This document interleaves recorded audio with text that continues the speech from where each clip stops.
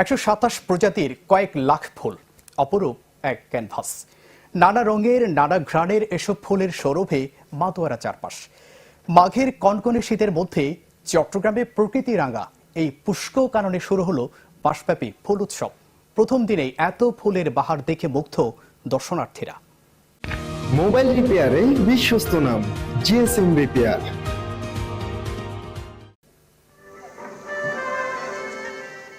মেঘাচ্ছন্ন আকাশ, গুড়ি গুড়ি বৃষ্টি, তার মাঝে কুয়াশা। প্রকৃতির এমন বৈরিতার মাঝেও নানা রঙের নানা জাতের লাখো ফুলের সৌন্দর্য সৃষ্টি করেছে মোহনীয় এক রূপ।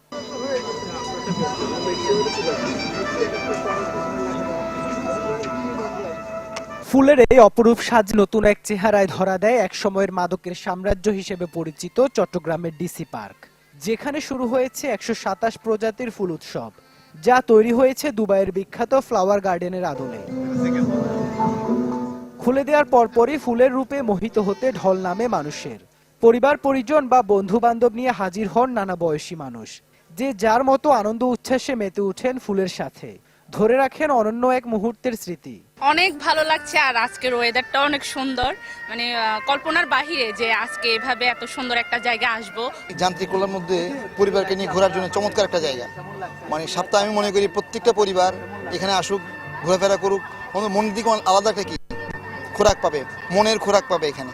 চট্টগ্রামের বাসিন্দা হিসেবে আসলে অসাধারণ একটা প্রতিক্রিয়া যে এত সুন্দর একটা জায়গা তৈরি হয়ে যাবে কল্প বাহিরে ছিল।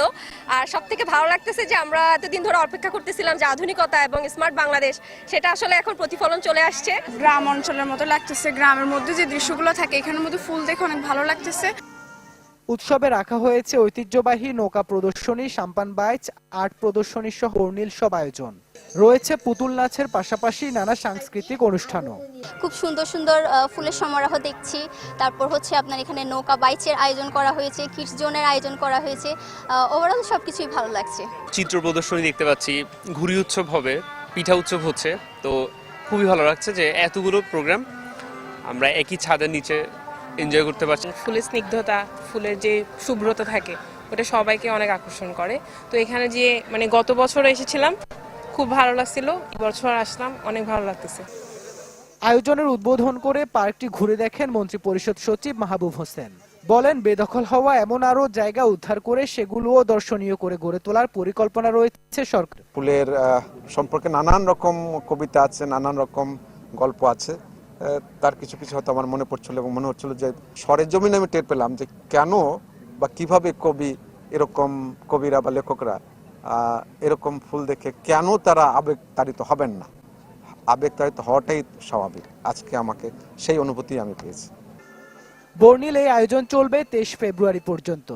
মাত্র 20 টাকা টিকিটে যে কেউ উপভোগ করতে পারবেন ফৌজদারহাটে রিং রোডের পাশে ডিসি পার্কের এই উৎসব।